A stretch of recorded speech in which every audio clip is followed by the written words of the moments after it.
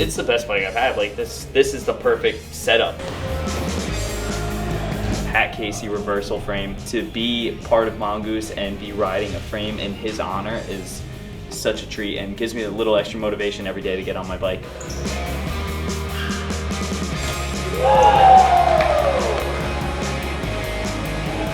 This is the coolest creation. The planetary stuff is like, I would say, the best thing in BMX that I have seen, I mean, since I've been riding. Like, this is another part that I don't think I'll ever not put on my bike. And obviously you guys could tell I have more brakes than the majority of people out there. So I have front and back brakes. This is one of my favorite bikes I've ever had.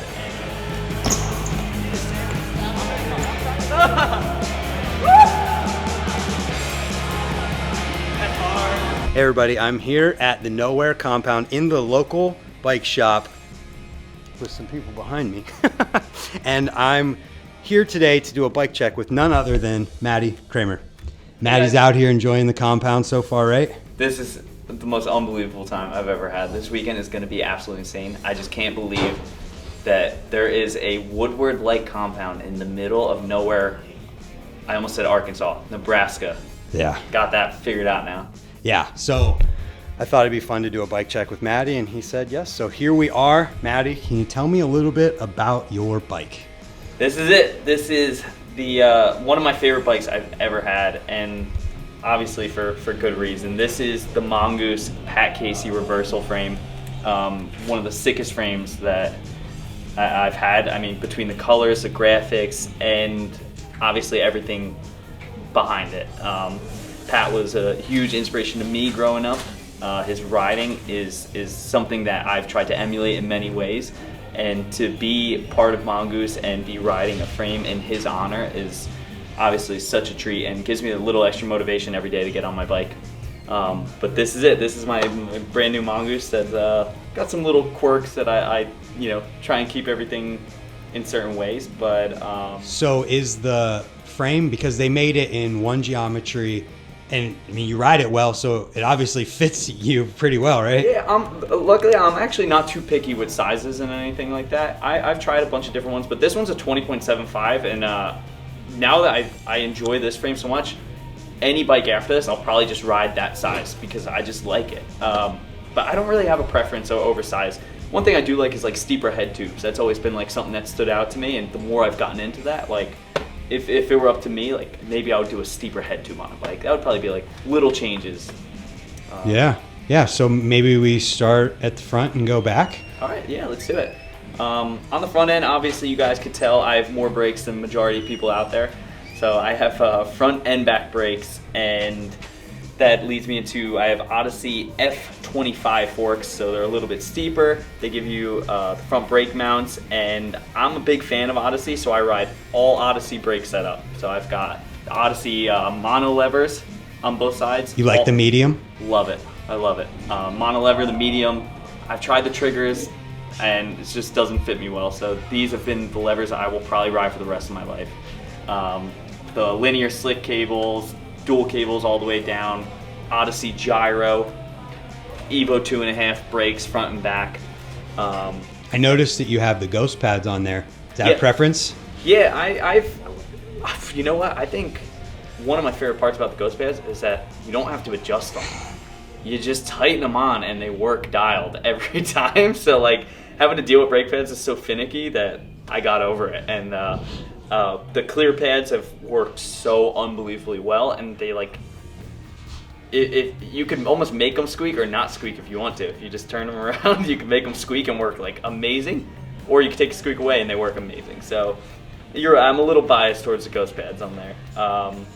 But then otherwise in the front end, I have Odyssey handlebars as well, and I'm not sure exactly what the name of the handlebars are, but believe it or not, these are uncut. They come at 27 inches. So that's how I've always ridden my handlebars. So it's like, just makes sense that I could purchase them and not have to cut the handlebars. So that was perfect. They're a 9 rise. I don't know if I would care too much about how tall they are. I would just change spacing, but 9's been really good. We forgot your grips. Yeah. Odyssey Brock Ryford grip, used only. Used? I don't get new Brock Ryford grips. I make my favorite mechanic ever, Brooklyn.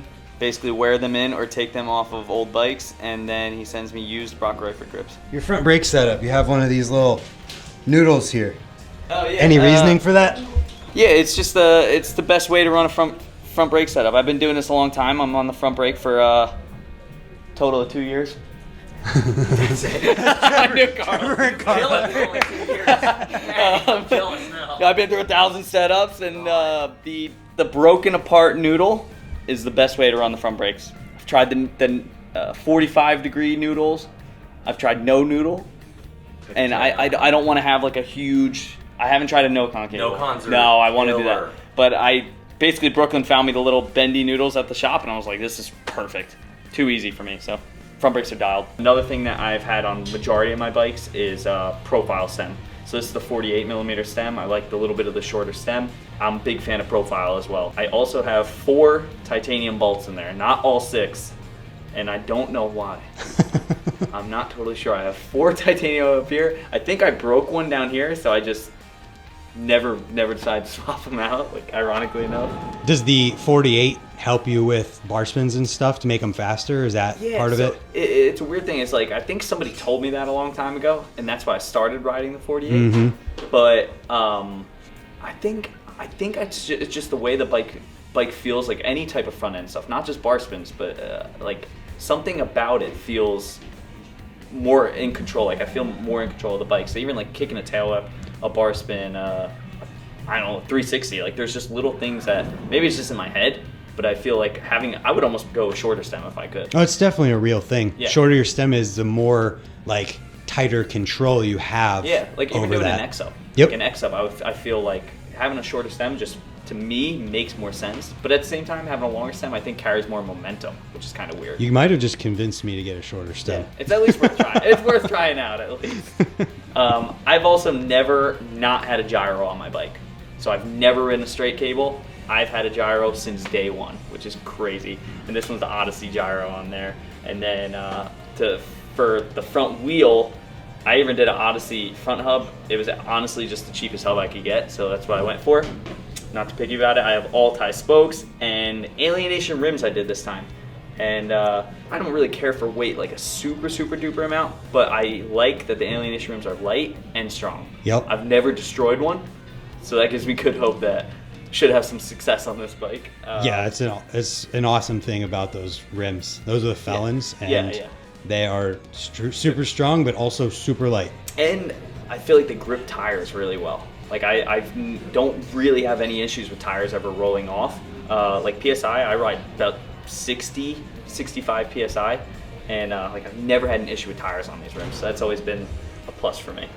And then what pegs? Yeah, so pegs, I'm actually pretty strict to this. This is one thing I do care about a lot. These are Shadow SOD featherweight pegs. And why? The reasoning is they are unbelievably light, and you can replace the sleeves. So I think like these, the actual pegs have been on here for 5 years or something like that. And then just when I get a new bike, I usually replace the sleeves, and the weight difference between these pegs is insane compared to any other peg, and they like hold up really well. I've dented some over time, but like for the price of the peg and how well they do what they're supposed to do, big fan of them. Sweet. But we're moving over to the middle of the bike, and seat and seat post. I just have an Odyssey pivotal and then a BSD seat. I just liked it. It had this cool little tape recorder design on here that I thought was sweet. And then people always get a kick out of my Sprocket. I feel like that's something that kind of stands out on my bike, and everyone's like, wow, it's a cool Mongoose Sprocket. And believe it or not, it's not. It's a snafu. Might still be the Cranmer Sprocket. So it's actually my brother's signature Sprocket, and it's got a little bit of a design on the other side, but it's meant to be just a plain disc. So I felt like it was perfect property, just loaded up with a sticker bomb. And it looks like it could be like the way it comes. Yeah. Maybe they should do that. Hey, Lee. Yeah, exactly. Matty Cranmer. I might have brought it up. I don't know.